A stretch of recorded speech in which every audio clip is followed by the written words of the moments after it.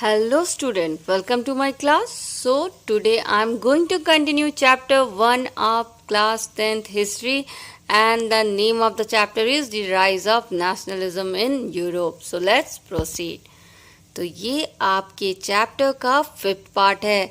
Already हमने 4 part इस chapter में कंप्लीट कर लिए हैं और हमने काफ़ी कुछ पढ़ लिया है इस चैप्टर के बारे में, जैसे नेशन स्टेट क्या होता है, मॉडर्न स्टेट क्या होता है, नेशनलिज्म कैसे आई आपके फ्रांस में, किस तरह से नेपोलियन बोनापार्टे ने रूल किया और कैसे उसका रूल एंड हो गया फ्रांस में। साथ में हमने देखा था कि यूरोप में उस समय क्या क्या नए नए डेवलपमेंट हुए जब फ्रांस में फ्रेंच रेवोल्यूशन चल रहा था और नेपोलियन बोनापार्टे का रूल चल रहा था। इसके अलावा हमने कंजर्वेटिव्स एंड रेवोल्यूशनरी के बारे में पढ़ा और 4th पार्ट में हमने देखा था वेरियस रेवोल्यूशन जो 1830 से 1848 के बीच में हुई थी। तो इस पार्ट में भी हम 1848 का एक रेवोल्यूशन देखेंगे जिसे कहा जाता है रेवोल्यूशन ऑफ लिबरल, जो कि हुआ था आपके जर्मनी में। तो ये जो रेवोल्यूशन था इसे लेड कर रही थी मिडिल क्लास ग्रुप। तो जब आपको मैंने 2nd पार्ट बताया था इस चैप्टर का, तो उसमें मैंने आपको बताया था कि यूरोप की जो सोसाइटी है उसमें 3 ग्रुप्स रहते थे। एक थे पेसेंट्री, दूसरे एरिस्टोक्रेसी और तीसरे थे मिडिल क्लास। तो उन्हीं मिडिल क्लास लोगों ने इस रेवोल्यूशन को स्टार्ट किया था क्योंकि वो चाहते थे कि आपके जर्मनी में नेशन स्टेट इस्टेब्लिश हो जाए। वो नेशन स्टेट जहाँ पे कॉमन हिस्ट्री हो, कॉमन स्ट्रगल हो और गवर्नमेंट हो with the agreement of people. और इसके अलावा ये चाहते थे कि वहाँ पे पार्लियामेंट्री राइट्स भी मिल जाए। वो राइट जहाँ पे रिटन कॉन्स्टिट्यूशन हो, जहाँ पे राइट टू वोट हो, जहाँ फ्रीडम हो प्रेस को और हम कोई भी एसोसिएशन ज्वाइन कर सके और फॉर्म कर सके। तो इसीलिए वहाँ पे कई पॉलिटिकल एसोसिएशन वर्क कर रही थी और ये जो most of the political association वहाँ पे वर्क कर रही थी उसके ज़्यादातर मेंबर आपके मिडिल क्लास ग्रुप के ही थे। तो एक दिन ये सारे लोग मिलकर के डिसाइड करते हैं, ये सारे प्रोफेशनल, सारे बिजनेसमैन, सारे आर्टिशियन, सारे लेबर्स मिलकर के डिसाइड करते हैं कि इस बार जब इलेक्शन होगा तो हम सब मिलकर के वोट एक ही पार्टी को करेंगे और वो है जर्मन नेशनल पार्टी। तो वो ऐसा ही करते हैं और इसका रिजल्ट ये होता है कि 18 मई 1848 को 831 मेंबर्स इलेक्ट हो जाते हैं आपके जर्मन नेशनल पार्टी से। और जैसे ही वो पार्लियामेंट में आते हैं वो नया कॉन्स्टिट्यूशन लिखते हैं जर्मन यूनियन के लिए। अब क्या हुआ, अब पार्लियामेंट में मोस्टली मिडिल क्लास का रूल चलने लगा। जैसे ही इन मिडिल क्लास को पावर मिली, एक्चुअली थोड़ा सा ये बदल गए। इनके पावर मिलते ही इनका बिहेवियर चेंज हो गया, ये थोड़े से प्राउडिश हो गए। वो सारे पेशेंट्स और वो सारे लेबर्स, वो सारे आर्टिशियंस कि वो डिमांड्स को इग्नोर करने लग गए जिनके वजह से वो पावर में आए थे। तो उनको वो इग्नोर करना शुरू कर देते हैं। तो इन आर्टिशियंस और लेबर्स को गुस्सा आ जाता है और वो कहते हैं कि अगर आप हमको सपोर्ट नहीं करें तो हम भी आपको सपोर्ट नहीं करेंगे, और वो अपना सपोर्ट उनसे वापस ले लेते हैं। उनको सपोर्ट वापस लेते ही एरिस्टोक्रेट भी अपना सपोर्ट वापस ले लेते हैं, क्योंकि एरिस्टोक्रेट तो वैसे भी रिच क्लास थी, वो तो वैसे ही नहीं चाहती थी कि मिडिल क्लास लोग उनको रूल करें, तो वो भी अपना सपोर्ट उनसे वापस ले लेती है। और किंग ऑफ पर्सिया भी रिफ्यूज कर देता है कॉन्स्टिट्यूशनल हेड बनने से। वो कह देता है कि मुझे कोई कॉन्स्टिट्यूशनल मोनार्की का हेड नहीं बनना।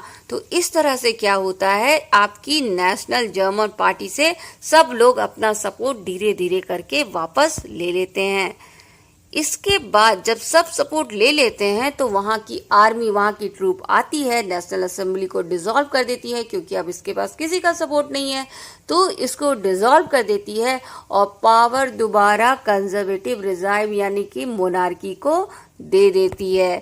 तो अब क्या हुआ, इतने मेहनत से, इतनी मुश्किल से ये लोग अपना पार्लियामेंट में आए थे रूल करने के लिए, मिडिल क्लास लोग, मगर अब वो बैक टू जीरो, फिर से उसी कंडीशन में पहुंच जाते हैं जहां पे मोनार्कियल रूल वापस आ जाता है। और इसी समय औरतों की भी कंडीशन बहुत इंपॉर्टेंट है, क्योंकि औरतें को इस समय, हालांकि मिडिल क्लास का रूल चल रहा था जो कि एजुकेशन एंड मेरिट पे विश्वास करती थी, मगर इन्होंने औरतों के लिए भी कुछ अच्छा नहीं किया। औरतों को ना तो पार्लियामेंट में पार्टिसिपेट करने का हक था, ना तो कोई पॉलिटिकल राइट्स थी। हालांकि बेचारे औरतें वहां पे बहुत कोशिश कर रही थी इसे पाने के लिए। वो अपनी पॉलिटिकल एसोसिएशन फॉर्म कर रही थी, न्यूज़पेपर फॉर्म कर रही थी, कई पॉलिटिकल मीटिंग और डेमोन्स्ट्रेशन में पार्टिसिपेट करती थी, मगर फिर भी इनको कोई राइट नहीं दिया गया। ज़्यादा से ज़्यादा ये कर सकती थी कि वो जो पार्लियामेंट था फ्रैंकफर्ट का, जो जर्मन का जो पार्लियामेंट था, वो होता था आपकी चर्च में, सेंट पॉल चर्च में।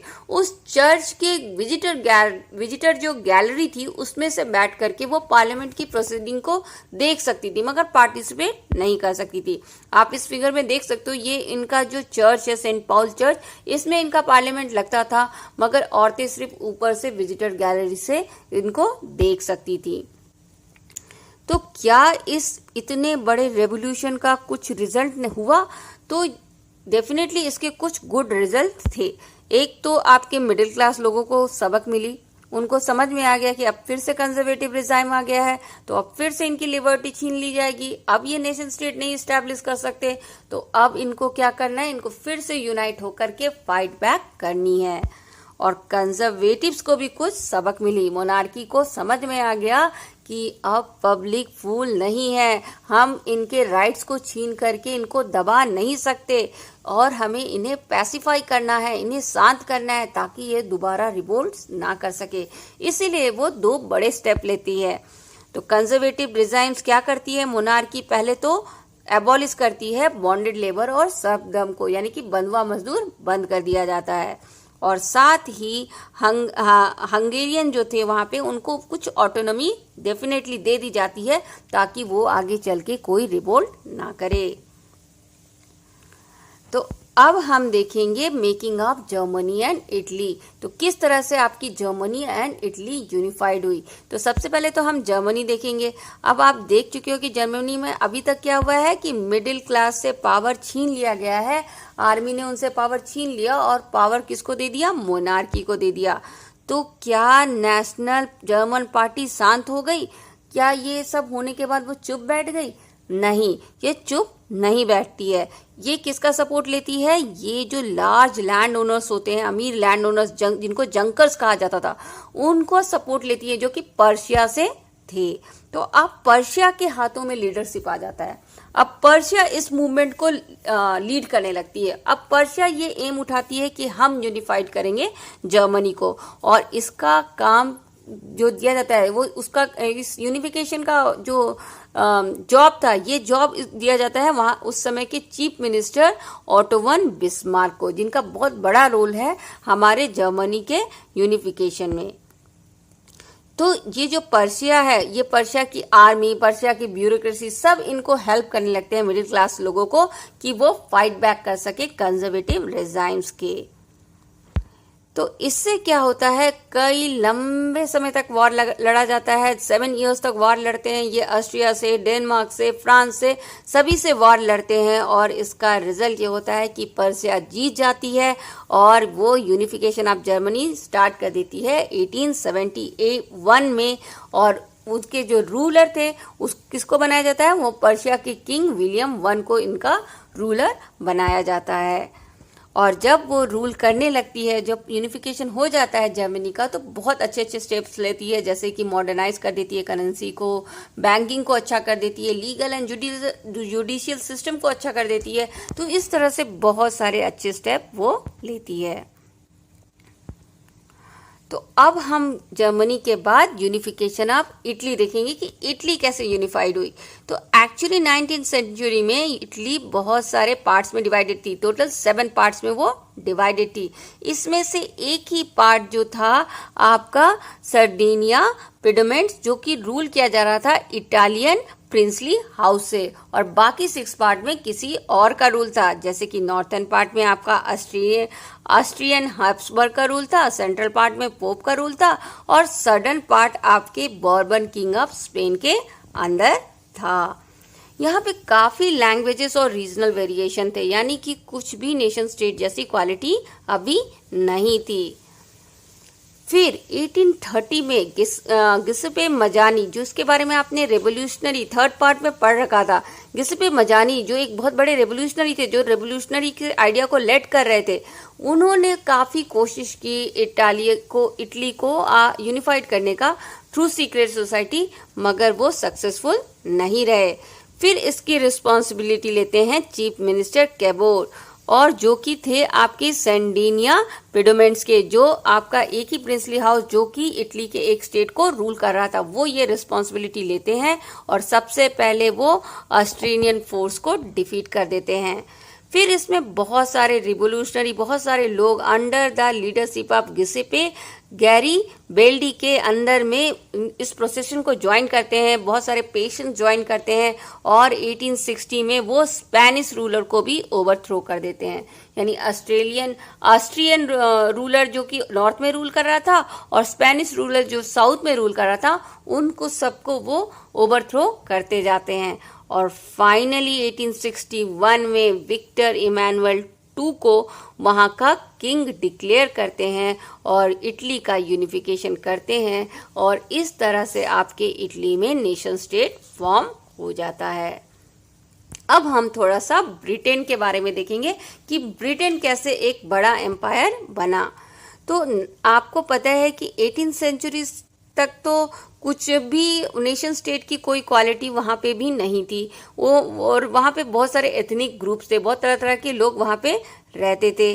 तो जो ये इंग्लिश नेशन था, धीरे धीरे इसके पास वेल्थ आने लगा, इंपॉर्टेंस आने लगा, पावर आने लगा, और ये अपना पावर आसपास के आइलैंड्स में इंक्रीज करने लग गया। तो ये जो ब्रिटिश पार्लियामेंट्स थी, वो आपका धीरे धीरे 1688 तक अपना पूरा पावर मोनार्की से ले लेती है। अब मोनार्की से पावर आपका ब्रिटिश पार्लियामेंट में चला जाता है, और फिर एक एक्ट पास होता है, एक्ट ऑफ 1707, और जिसको ये अपना इस एक्ट से क्या करते हैं, ये इंग्लैंड और स्कॉटलैंड आपस में साइन करते हैं और ये दोनों मिल जाते हैं और ये United kingdom of great Britain बनाते हैं। तो अभी क्या है, आपका ग्रेट ब्रिटेन में दोनों है, इंग्लैंड है और स्कॉटलैंड भी है, मगर इंग्लैंड के लोग क्या करते हैं, अपना पावर एंड इन्फ्लुएंस धीरे धीरे बढ़ाने लगते हैं, अपने इंग्लिश को बढ़ाने लगते हैं, अपने मेंबर्स इन द पार्लियामेंट्स बढ़ाने लगते हैं, और धीरे धीरे अपना इन्फ्लुएंस स्कॉटलैंड में बढ़ाने लगते हैं, और स्कॉटलैंड एक तरह से ब्रिटिश के कंट्रोल में आ जाता है। तो ये इनका और स्कॉटलैंड का यूनिफिकेशन हो गया। अब देखते हैं कि आयरलैंड को ये कैसे अपने अंडर लाते हैं। तो आयरलैंड की क्या कहानी है, ये भी बहुत सारे ग्रुप्स में डिवाइडेड थी, यानी कि बेसिकली यहाँ पे 2 मेन ग्रुप्स थे, एक था आपका कैथोलिक और ये एक था आपका प्रोटेस्टेंट। तो इनके बीच में आपकी ब्रिटेन आ जाती है और ब्रिटेन प्रोटेस्टेंट्स को कहती है कि हम आपको हेल्प करेंगे, और वो प्रोटेस्टेंट के साथ मिल करके वहाँ की जो कैथोलिक है उनको सप्रेस करने लगती है, और एक बिग फाइट के बाद फोर्सफुली आप आयरलैंड को भी अपने अंदर मिला लेते हो 1801 में, यानी कि आयरलैंड भी अब ब्रिटिश यूनाइटेड किंगडम अब ग्रेट ब्रिटेन का पार्ट बन जाता है। और फिर अब ब्रिटेन के अंदर क्या क्या आ गया, इंग्लैंड भी आ गया, स्कॉटलैंड भी आ गया और आयरलैंड भी आ गया, और इन सभी के प्लेसेस में ये अपना नेशनल फ्लैग, नेशनल एंथम और इंग्लिश लैंग्वेज इंट्रोड्यूस कर देते हैं और सबको अपने में मिला लेते हैं। तो इस पार्ट में इतना ही, नेक्स्ट पार्ट में हम इस चैप्टर को और आगे बढ़ाएंगे और कंक्लूड करेंगे। Thanks for watching, and if you like my channel do subscribe it. Thank you and happy learning.